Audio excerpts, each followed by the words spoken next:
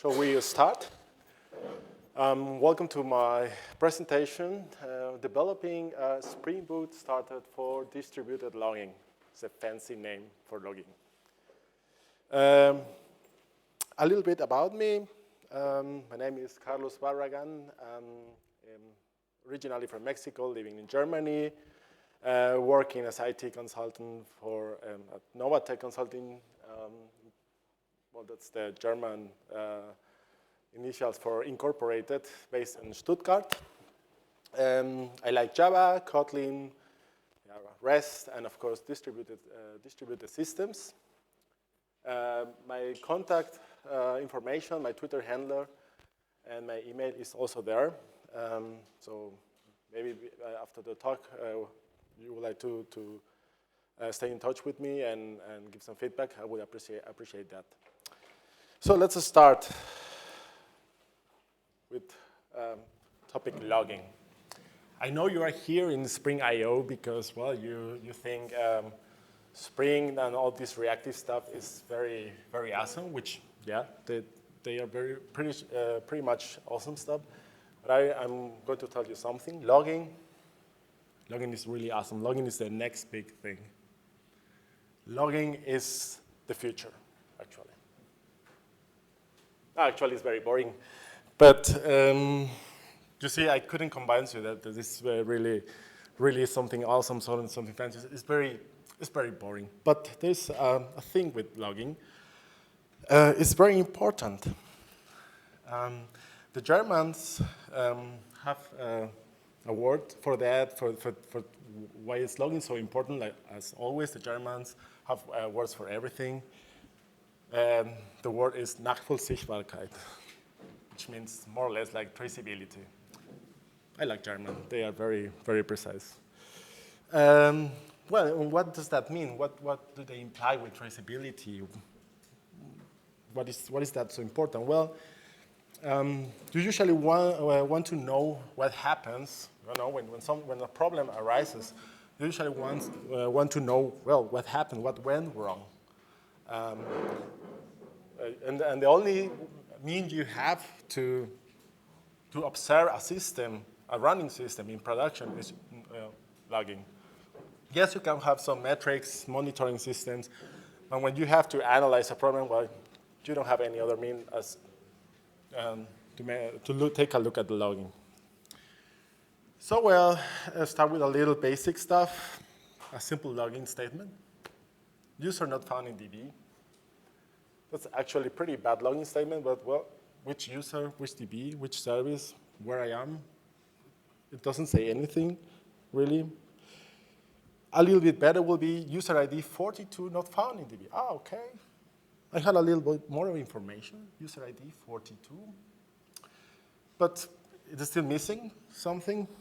So an improved logging statement will be something like this here. I have a timestamp. I have also the place in code where this is happening, this user repository. So this is a little bit too small. And well, I have the user 42 not found in DB. Now you have a little bit more information on what is happening.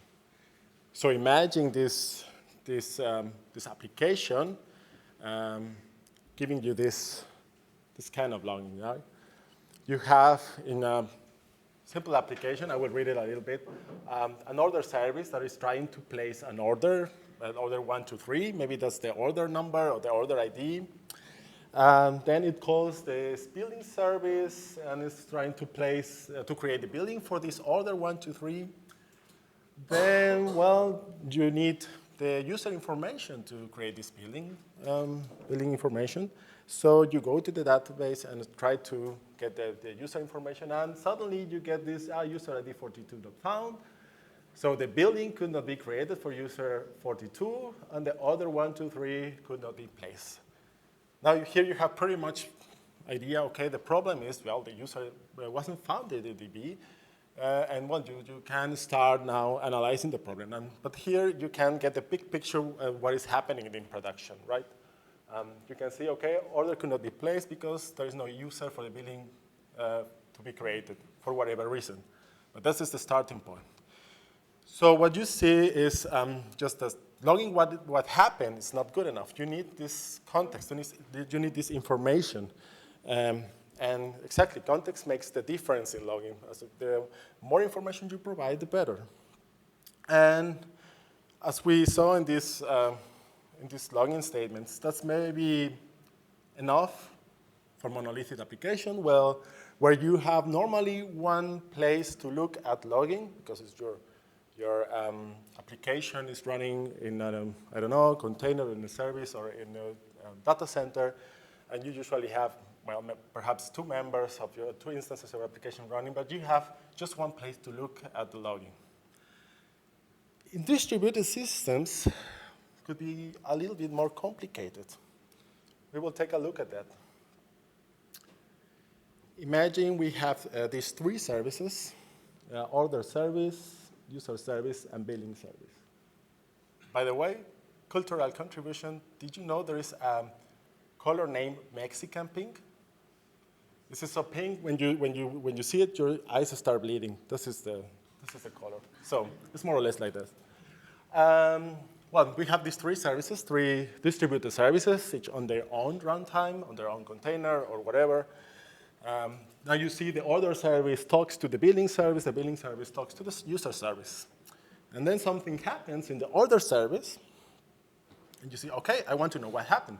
You go and you take a look at the logs. And you only see this. That's all you see in the order service. Oh, order 1, 2, 3 cannot be placed. Why? I don't know.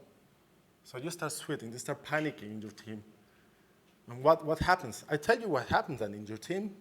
Everybody starts freaking out because, well, you cannot know what happened to your system. But you say, okay, no, well, I know that the order service talks to the billing service. So I go to the billing service logs, and I found this. Oh, billing service, I'm trying to create the order 1, 2, 3, and I get the order 1, 2, 3 cannot be placed. How fortunate I am that I more or less can correlate these two login statements because I happen, just by coincidence, to have this order 1, 2, 3 in both login statements. This was just coincidence, but I'm pretty happy about that. And then you say, okay, I know that the billing service talks to the user service. Now, let me take a look at the logs of the user service. Let's see what happened there.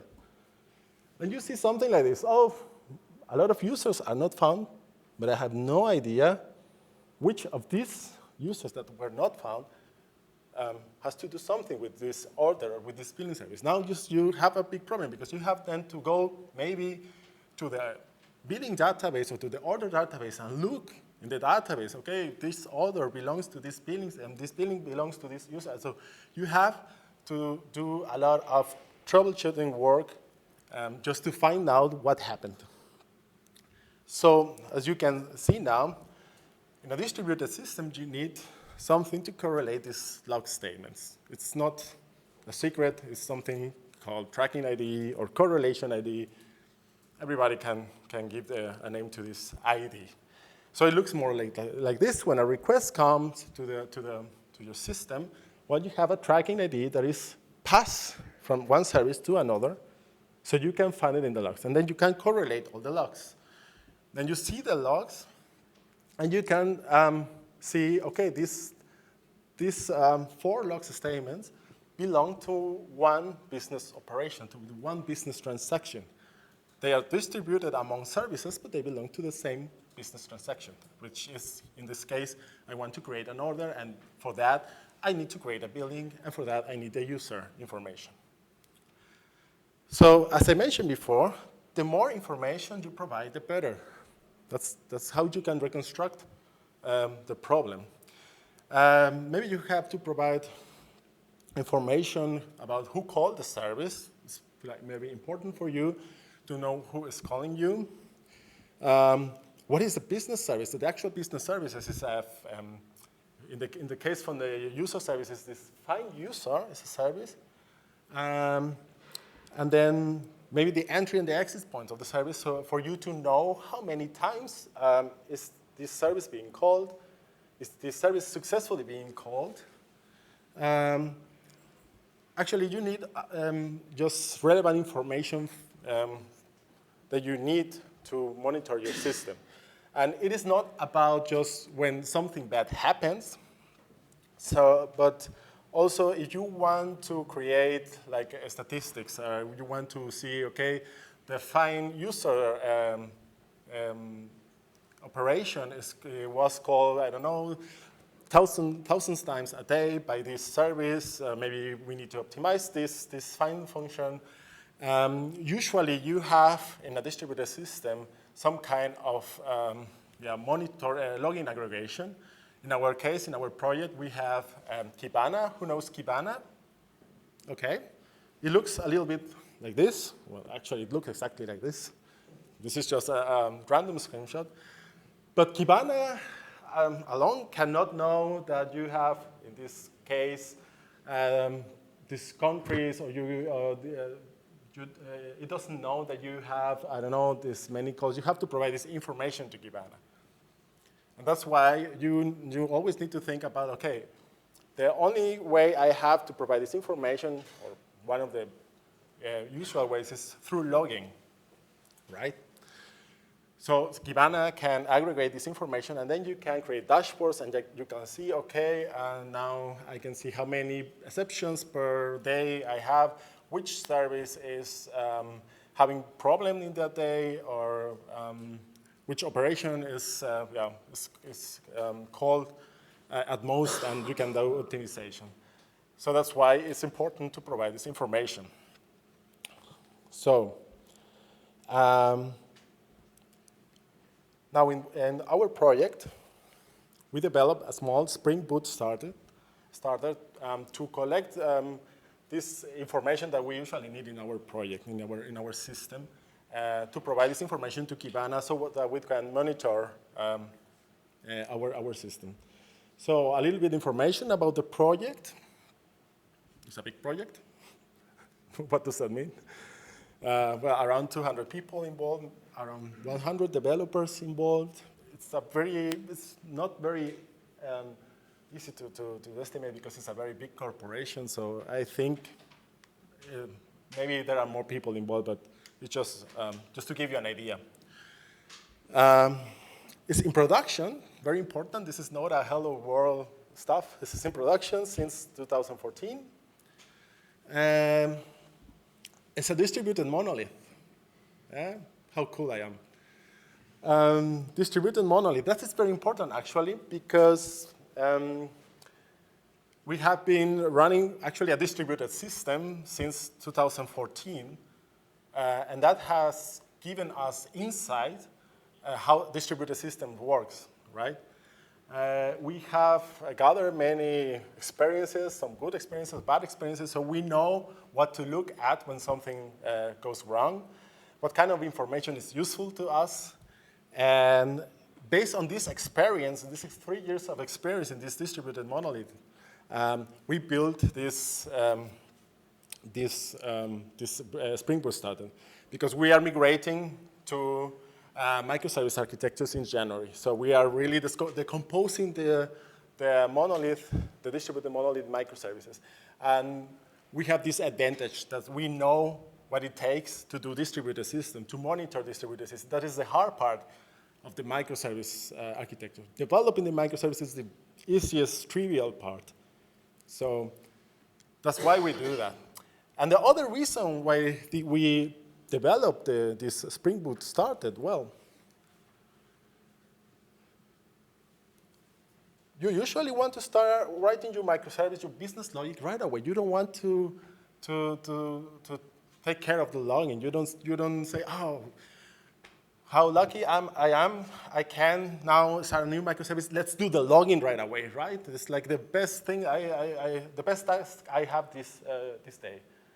So nobody wants to do that, but as I said, it's very important. We developed this, let's say like a small framework for our monolithic approach, and it worked because, well, it's just one monolith that we have to maintain right now. Okay, there are many monoliths, but we are owners only of one monolith, but we are changing to this microservice architecture, and now my team or my organization will be the owner of many microservices, so we don't want to rewrite the logic for all microservices, right? We plan to open source the project. We are figuring out the name of the project. There are some suggestions, the loginator, the DL for SB, distributed login for Spring Boot. There are many suggestions, but we are trying to figure out which name we are going to use. For this presentation, we stick around with loginator, just for me to be able to reference it, okay? I will take you to a tour of the features that this Spring Boot Starter has. Some of these features are a little bit project specific, and we are still figuring out which of these features are going to be really open source, right? But anyway, I will give you a quick view of the feature of many of the features we use in the project, and we can always discuss if that's a good idea to make it available for everybody, or this was just a use case from us. So that's why I told you at the beginning, it would be nice if I get some feedback about this kind of features that you're interested in. Well, the features, the killer feature is you have to fill the login context with relevant information. So like the tracking ID, like the who called you, like which headers, HTTP headers were sending the request. You have to validate some headers. In our case, for instance, we have this rule in our project. You cannot call a service without providing a tracking ID. You are not allowed to do that. If you do that, you get an error. You get a bad request error. We need always a tracking ID. Otherwise, we cannot guarantee that we can trace that in production, right? The logger does also logging for specific HTTP headers. You can configure that. We will take a look at that later. And when logging of incoming requests, outgoing response body, when we call another service, and we resolve the business service name, like this find user or create order automatically. I will talk about it a little bit later. And we do also the logging of outgoing requests and incoming responses. So when we communicate with other services. So to give you an idea how this started looks like, we have a small example. This is our billing service, and we make an HTTP request with these HTTP headers. They are custom headers. We have this X tracking ID, X application name, and let's say just some user ID. Application name Postman is like this client to do HTTP request, very cool program. And let's say the billing service has a method called cancel order. It will be a HTTP delete operation. You give the order ID, and the order will be deleted. And we just do this log info, and we log the message. Now, you start to see something not usual, like this. What the hell is this one, right? Well, that's a log ID. I will talk about that a little bit later. And you can see, you can inject the application logger, which is nothing more than a wrapper around the actual logger. You can inject it, or you can start it programmatically, whichever way you want to do it. And when this method is called, it generates 6 log statements. And we will take a look at these statements just to give you an idea what happens automatically when you use this Spring Boot starter. So you see that the first log statement looks a little bit like this. We log in JSON.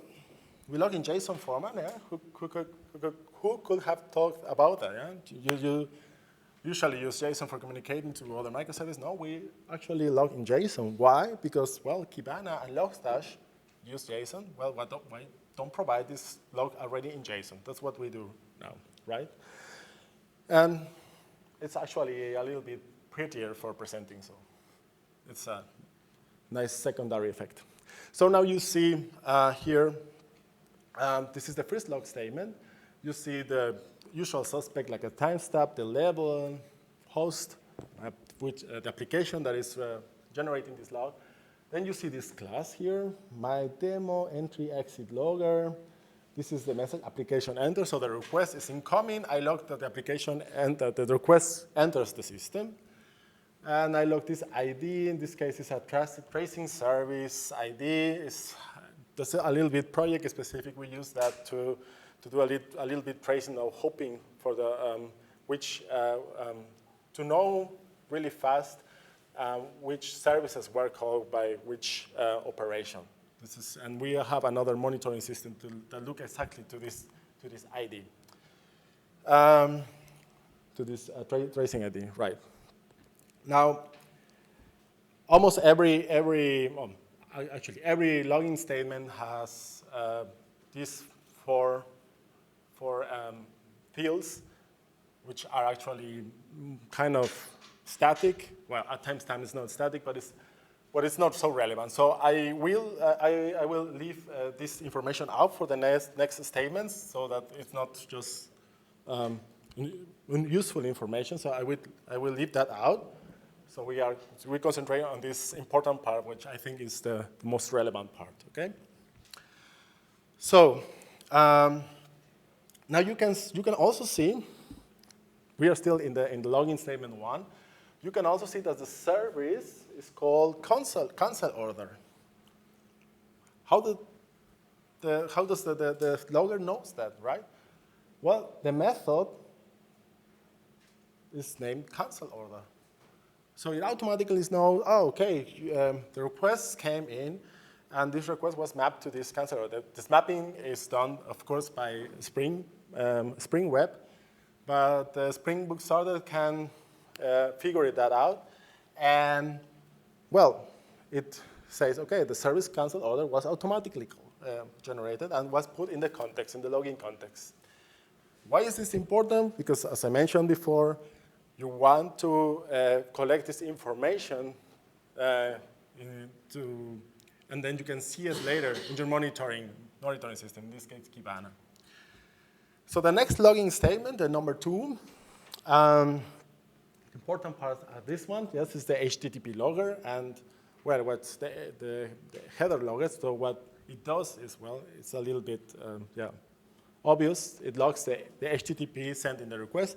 This is also very useful. We had many problems when someone, some other service was calling us, and they say, well, it doesn't work. I called your service, and I get a 500 internal server error or something like that. Well, they were sending the bad HTTP headers, or they were sending, I don't know, some wrong stuff. And this is just a way to figuring that out. Are you really sending the right HTTP headers? We can discard that and then take a look further if that's the case. Now, for the log statement number 3, important part is here. We want to log the request body. In this case, there is no body because it's a delete operation. This statement can be disabled.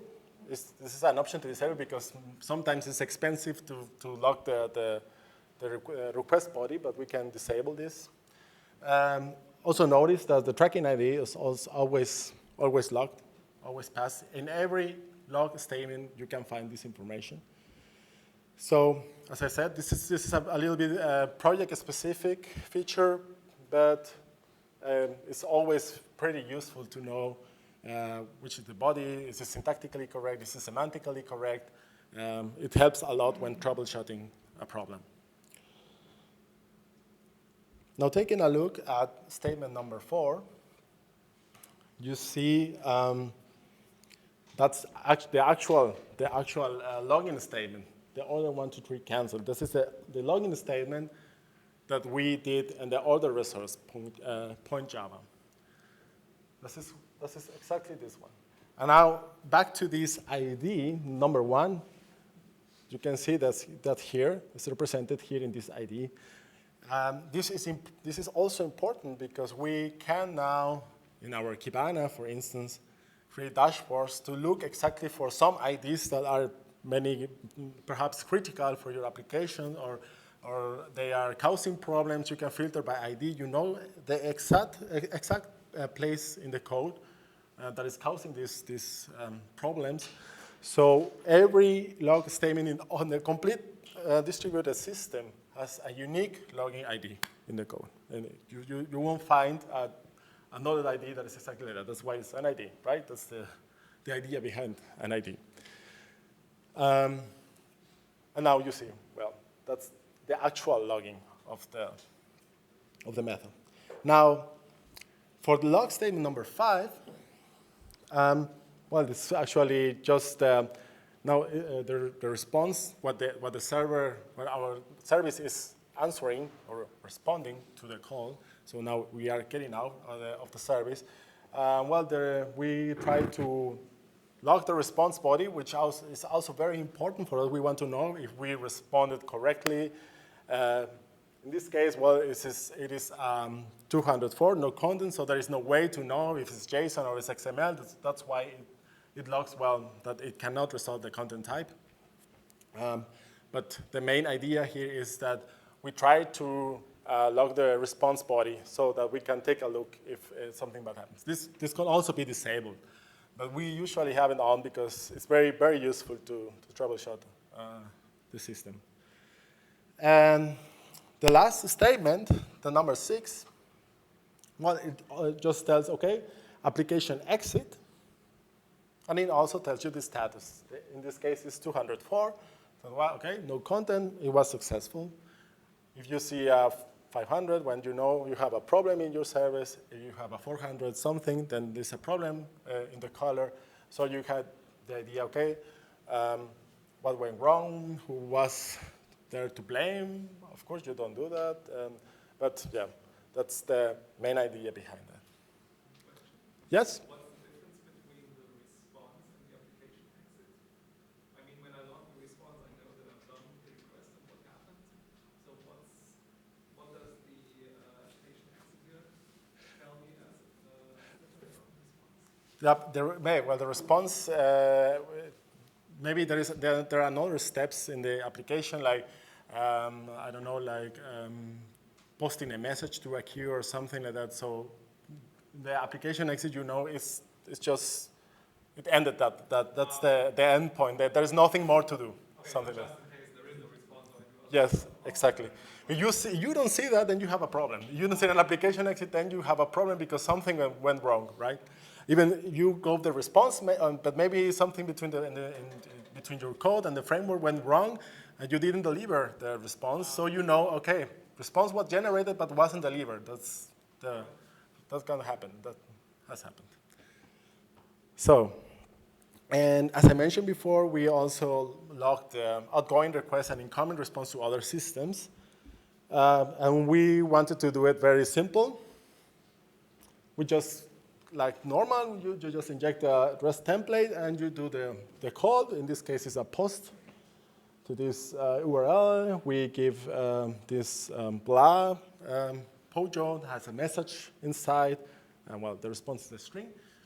It doesn't look any different as normal call, but it does very, well, it logs a lot of stuff in the background. And this is it. These are 5 log statements. I just show you the data field because otherwise it's very difficult to get everything cramped in the screen. So it does log the request headers, the request URL plus the method. It does log the request body, in this case the message blah, the response header, and the response status code. So you are here, you're seeing, okay, I called this service, I passed this information, and I got this response. This is also very important for us. We have gathered this experience in these 3 years that, yeah, some other team calls you and say, well, I'm calling you, and then you're giving me an error, and I don't know what happened.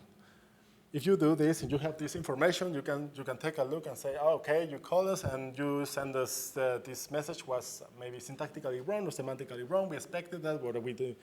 We don't expect that, and well, you can figure out what happened in the communication when doing the call. And as you can see, you don't have to configure anything. It quite configure itself at Bootstrap. And talking about configuration, this is a Spring Boot starter. That means it is optionated, which means you have the possibility, or you want to have the possibility to configure how your login behaves. So we have some configuration points. By default, everything, every call, every HTTP call will be logged. We will try to collect all the information and make it available in the login context by default. But you can say, well, I don't want to use the default, and you usually don't want to because you have maybe other endpoints that are not relevant to your business logic, like the health endpoint or like the config endpoint or something like that, that they are not relevant to your business logic. So you just want to say, okay, everything after my app / should be logged properly with this context information. You can configure that in your application property or in a configuration server. You just need this property. You just need to set this property to this URL pattern, and you can configure it that way. You can also configure which HTTP header should be logged. You can say, well, default is none. You can say, well, I want the content type and the accept language, or I want all, and so you don't have to write every HTTP header that there is. You can just write all, and it automatically logs all the HTTP headers that are found in the request. You can validate the HTTP headers. As I mentioned, we require always the tracking ID and the application name are set when someone calls us. If you don't do that, if you don't provide the required headers, well, you get bad request.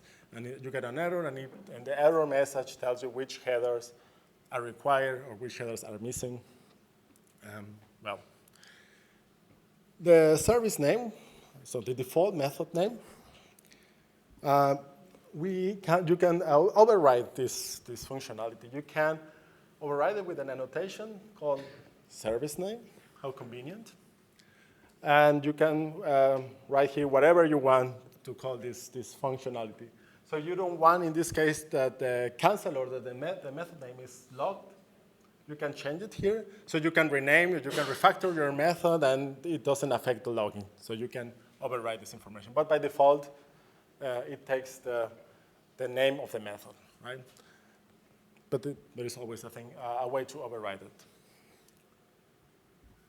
And, well, the context mapping. So this is maybe the most important feature. You get all the headers, and you want to map it. You want to make this header available in this context, right?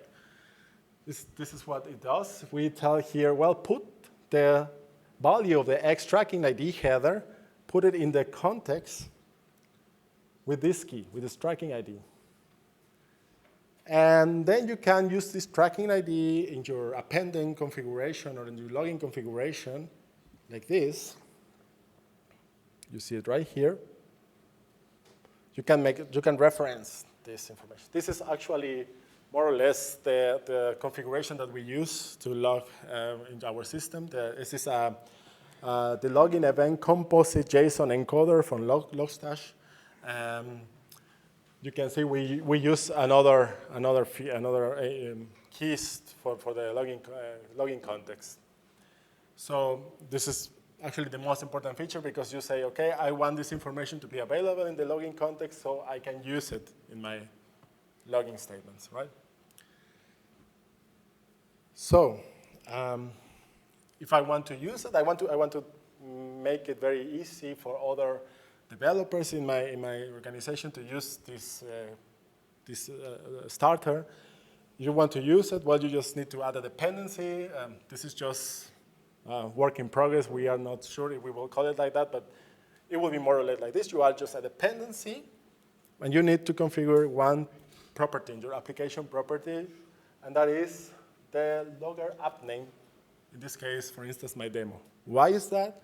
Because as I mentioned before, we need every microservice, every service must provide a logger ID, a unique logger ID. So, oops. In this case, you see that my demo is right here in the name of the ID, because this request logger filter, this class is a class from this library, from the Spring Boot started, and if it is used for many microservices, and if we don't differentiate it through this name, then it will be always the same name, and we have no possibility to know, okay, this ID belongs to which microservice, right? Or to which application. So that's what we require you to write the name of your application so that we can put it in the ID. That's the only requirement that it has to start. Actually, if you forget to set the property, you get an error when the application starts. So actually, you cannot forget it because you automatically get an error.